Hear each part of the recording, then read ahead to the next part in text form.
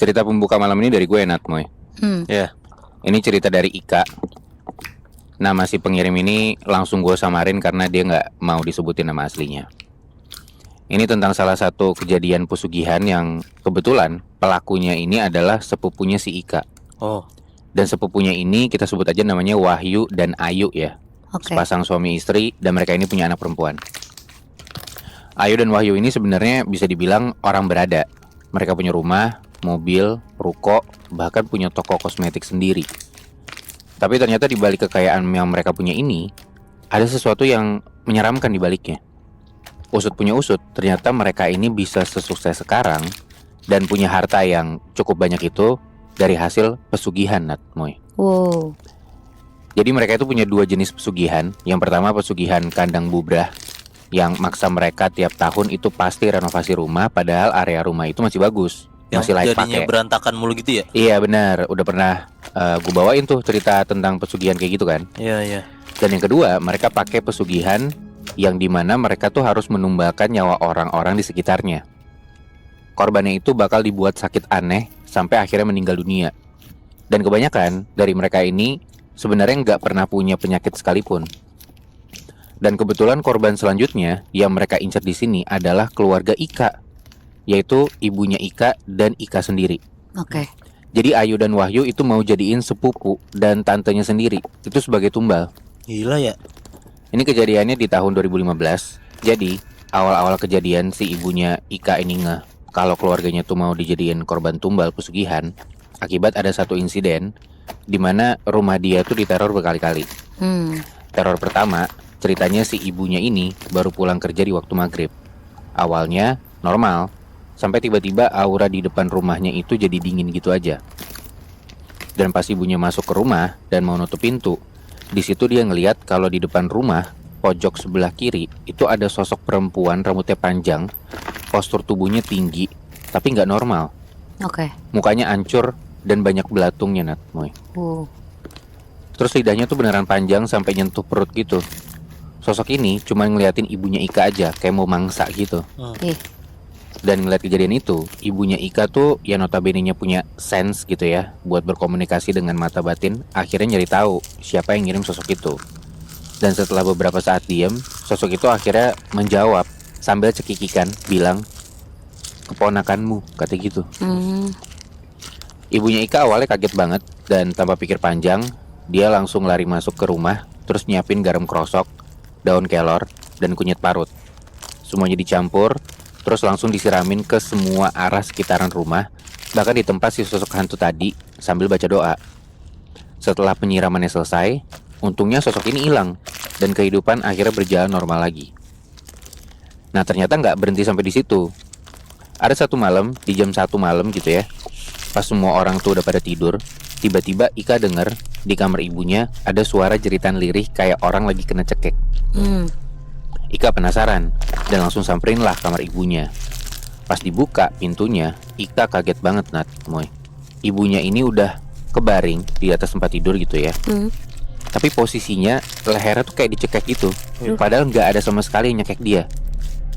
Sambil terus ngerintih kayak orang mau mati gitu, Ika langsung ambil air minum, bacain doa sebisanya gitu ya. Terus langsung dikasih ke ibunya. Alhamdulillahnya beberapa saat kemudian ibunya balik normal. Katanya teror kiriman ini tuh udah makin ganas karena sampai-sampai bisa nyekek leher ibunya gitu kan. Iya. Dan katanya kali ini yang datang nyekek itu bukan kuntilanak yang dilihat sebelumnya, Nat Moy. Sosoknya itu beda. Ini tuh ternyata genderuwo. Badannya gede, hitam, matanya merah. Lu bayangin setannya berarti.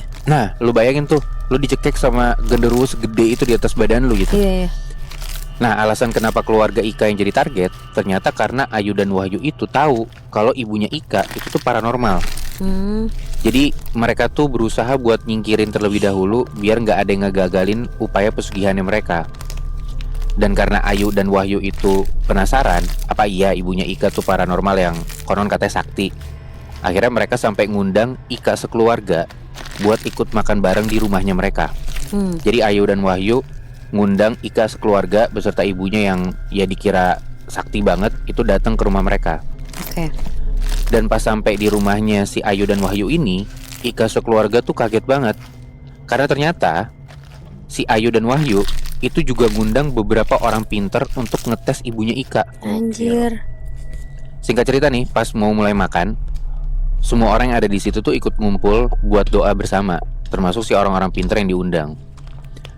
Waktu doa ini lagi berlangsung, si ibunya Ika tuh ngelirik ke salah satu orang pinter dengan tatapan tajam. Tatapan yang bukan kayak dari mata ibunya gitu loh. Nah, si orang pinter ini ngeh. Terus lu tau gak, Nat, Moy? Tiba-tiba badan si orang pinter ini kepanasan gara-gara ditatap tajam sama ibunya Ika itu. Mukanya jadi merah.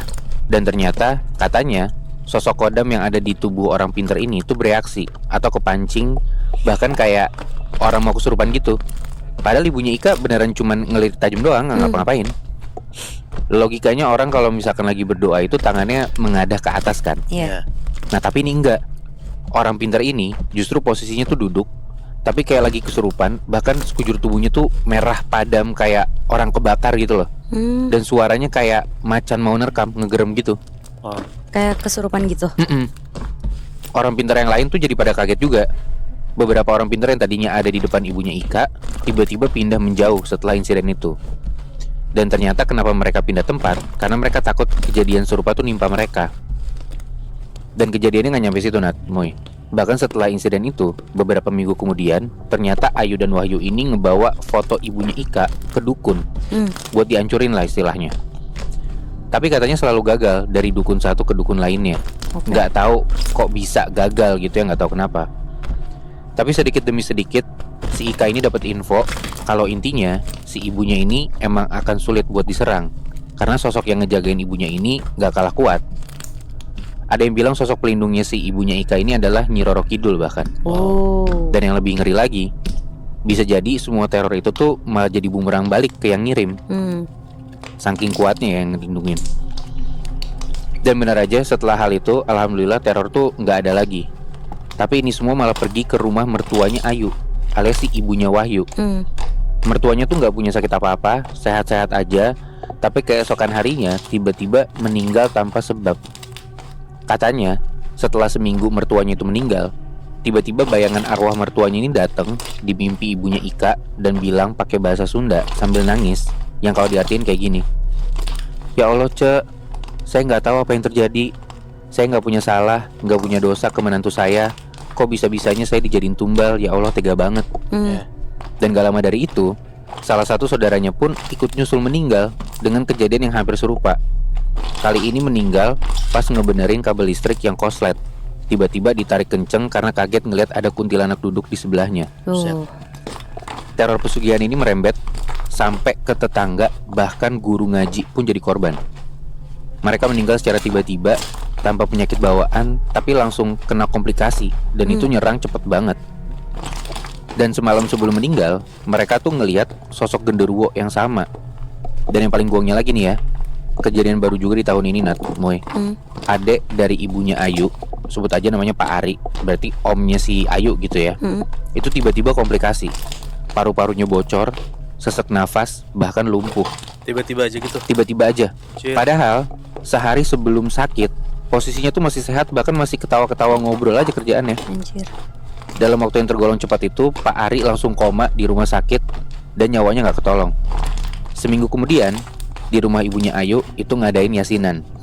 Nah, jarak rumahnya itu berdekatan sama rumahnya Ayu. Dan tahu nggak, pas ibunya Ika ini datang buat yasinan, ibunya Ika ini ngelihat ada sosok arwah Pak Ari lagi diseret sama dua sosok gede. Posisi arwahnya tuh ketakutan teriak-teriak. Si arwahnya Pak Ari ini. Ibunya Ika ngelihat arwahnya Pak Ari itu tuh digantung di depan rumahnya Ayu. Dan ternyata di situ udah ada banyak sosok arwah yang digantung dan jadi korban pesugihan mereka juga. Ada sosok arwah mertuanya, adik suaminya, bahkan guru ngajinya itu digantung berjejeran. Gila ya. Makanya si ibunya Ika ini tahu korban-korban itu siapa aja.